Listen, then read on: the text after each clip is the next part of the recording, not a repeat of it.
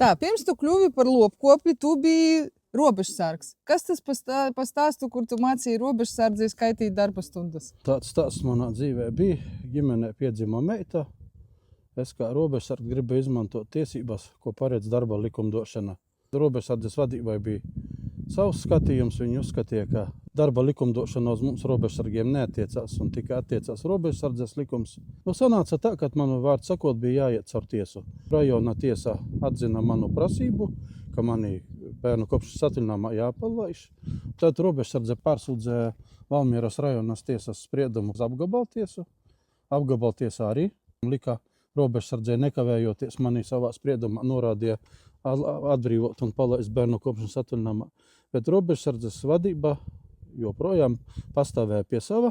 Man pienācās, griezties pie tiesu izpildītāja, kurš iesaistoties tikai tad robežsardze mani tādā steidzamības kārtā palaida bērnu kopšanas atvaļinājumā. Esot man bērnu kopšanas atvaļinājumā, robežsardzes vadība joprojām nelikās mierā. Tad, ja reiz viņi gribēja man kaut kādā veidā atriepties, bija man skaidrs, ka manis grib par kaut kādā veidā ar pantu atbrīvoties. Viņi mēģināja kaut kādu atrast iemeslu. Tad viņi bija atraduši tādu iemeslu, ka man ir vidējas izglītības diploms viltots. Protams, es pēc tam tikai to uzzināju, bet mani caur balvu policiju sauca uz Valmieras policiju kā liecinieku statusā nopratināt mani.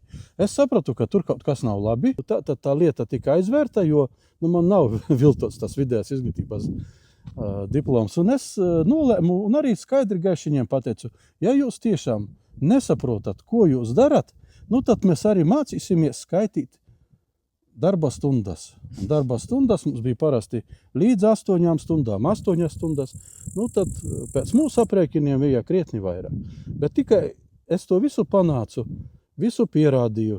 Es saņēmu kompensāciju. Daudzi robežsargi pieteicās, saņēma kompensācijas. Man vienkārši ļoti sāpīgi ir tas, kad cik daudz robežsardzē tomēr strādā cilvēki ar augstākām izglītībām. Un, tā ļauj sevi noniecināt un nevienu vārdiņu nevar neko pateikt. Un te pēkšņi, cilvēks ar vidēju izglītību pēkšņi iet un dara un sasniedz rezultātus. Un pateikšu, protams, ka tas ir vērts un kādam tas ir jādara. Всегда должен быть такой, кому не все равно. Это ты был в данном случае. Bija tāds gadījums, es arī neslēpšu. Tā kā jau pēdējo tiesu es vinnēju, tad tas pats robežsardzes jurists, kurš, atklāti bija pret mani noskaņots, viņš man piegāja tā, uzsita uz plecu un teica, zini, Raimond, tas ir tiešām liels malacis, bet tu nepanāksi daudz neko, jo jūsu ir ļoti maz tādu cilvēku, kas cīnās par sevi. Tā ir taisnība. Tā ir taisnība. Tādi mēs esam. Tu vienmēr esi balta vārna un visi prasa, kas tev, zачем ты это делаешь, что тебе? Viens cilvēks, es izstāstīšu tādu gadījumu, viens cilvēks, varbūt 2 gadi atpakaļ Alūksnē satiku, vīrietis. Viņš tā piegāja, apķēra mani, es tā, tā pārsteigts. Viņš saka man, Raimond, tev tiešām lielu paldies. Es saku, par ko? Raimond, bet kompensāciju arī es saņēmu par stundu pārstrādi. Ziniet, pasaku, asariņa noticēja. Atcerējos, kā tas bija. Visi, kas pieteicās, saņēma. Jā. Varbūt bija tādi, kas nepieteicās, jo baidījās, ka varbūt var no darba atlaist. Tā ir mums dzīvē.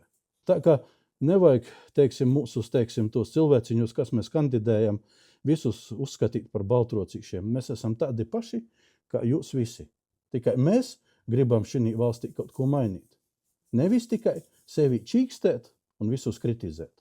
Jo es tikai varu no jebkuras partijas cilvēkiem pateikt tiešām paldies, ka vēl ir, kas tiešām grib kaut ko šeit cilvēku labā izdarīt. Tā ir man. Darīsim!